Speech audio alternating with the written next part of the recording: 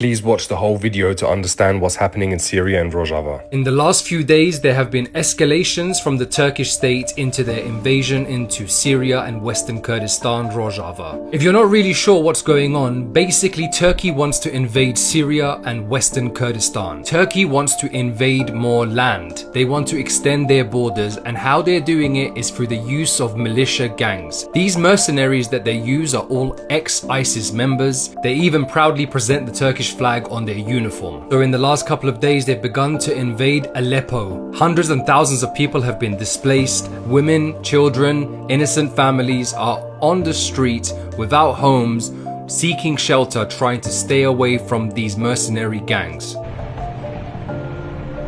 هجموا علينا فصائل المسلحة، طلعونا غصب عنا، صار يهدوا العالم، بدهم يقتلوهم يذبحوهم، طلعنا. يدرجنا سرجنا بشرعنا. جادين بتشكني ويرد شيرتنا نونتنا تشتكتنا.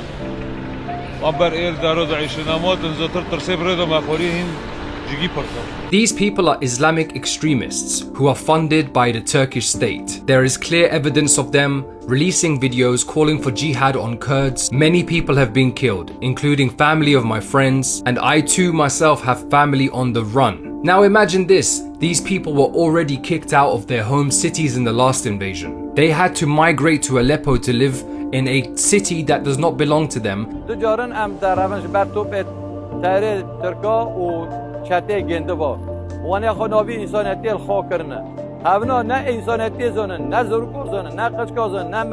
are approximately 200,000 Kurds on the run. Little babies, children, mothers, fathers, innocent people that have nothing to do with this war. All this war is about is Turkey trying to expand its borders. And in doing so, they have aligned with these extremists. These extremists who are calling for the death of our people. This is affecting Syrian Arabs. This is affecting Kurds. There are many reports of slaughtering, beheadings, things that should not exist in our society. But it happens, and no one speaks about it. The Kurds are a nation of 50 to 60 million people in the Middle East, split across 4 oppressive states. My message to the West and the people of the West, since your governments want to turn a blind eye to this, to the very same people who were fighting ISIS on the ground and sacrificed thousands of lives to keep themselves safe and keep the world safe, just know that the betrayal of the Western governments will come back to haunt you, the people. When ISIS are back on your streets in Europe and the UK, do not forget that we warned you once again. When ISIS first came around, it was Turkey that was allowing them to fly into their country and cross the border. It was Turkey that rejected to fight them. It was Turkey that began to attack the Kurds once the Kurds had defeated ISIS. 40,000 foreign fighters, jihadis from 110 countries around the world, all came into Syria to fight in that war, and they all came through Turkey. I was in Turkey to have them seal their border, and they would not do it. They said they couldn't do it. But the minute the Kurds took parts of the border, it's totally sealed with a wall.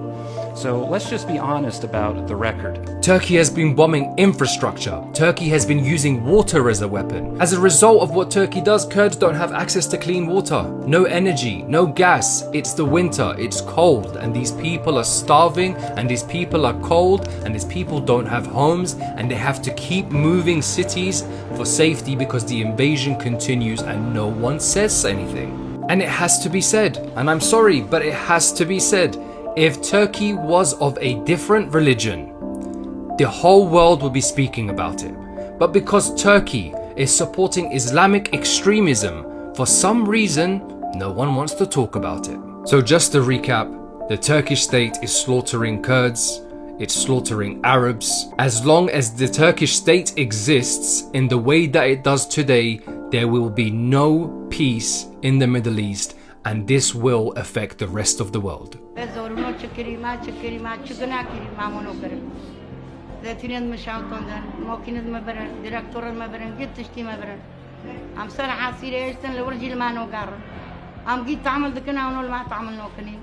ما تشوى بري خوري با خوريون